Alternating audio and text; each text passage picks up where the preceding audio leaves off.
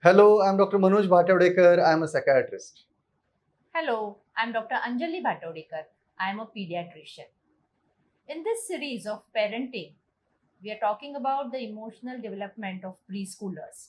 And today we are talking about an emotion which all of us face day in and day out. Yes, you guessed it right. We are going to talk about anger today. Anger is a natural emotion.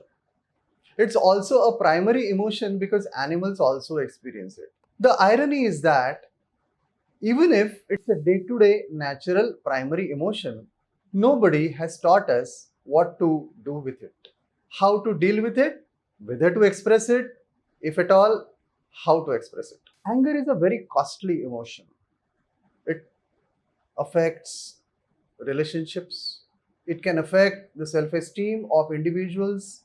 It can affect the harmony between groups, between countries, and can be a very basic emotion behind wars. So, what do we normally do with our anger?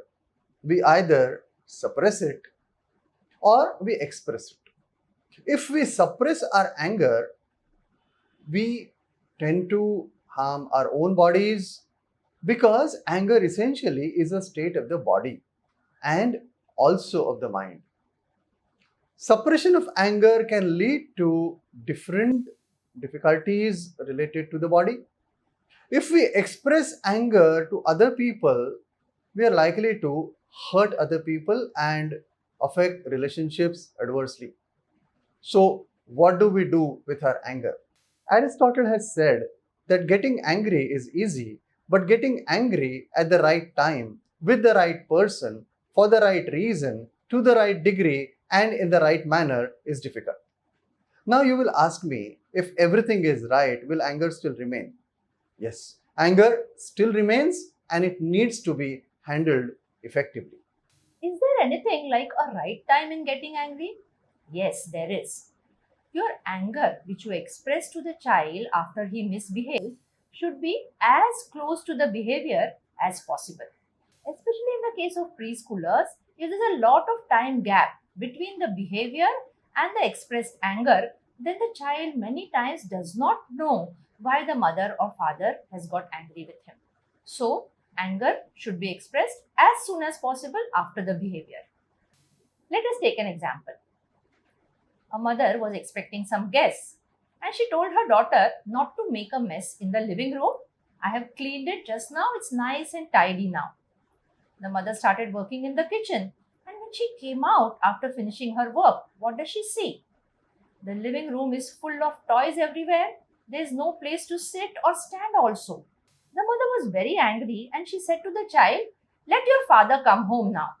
I will ask him to scold you." What message does this give to the child? First of all, the child feels that my mother is not adequate, she is not efficient enough to deal with my behavior, and my father is the only boss in the house, so I should please my father, and it's okay if I don't please my mother.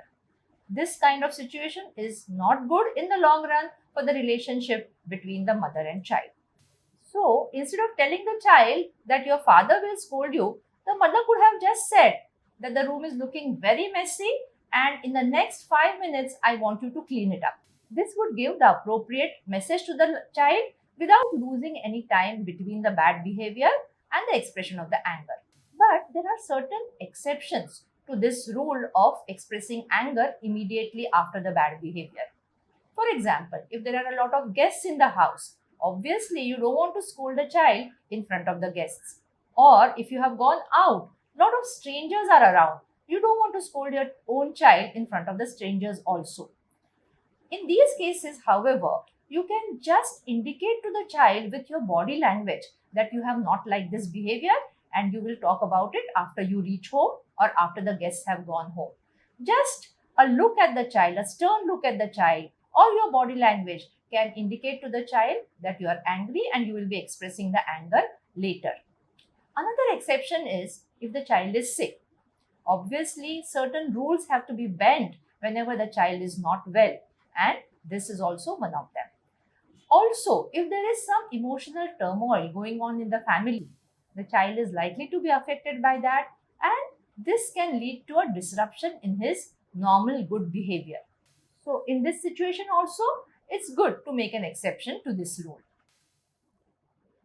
Just remember one thing, when we postpone anger or its expression, we are likely to suppress it. When we do it multiple times, later it erupts like a volcano.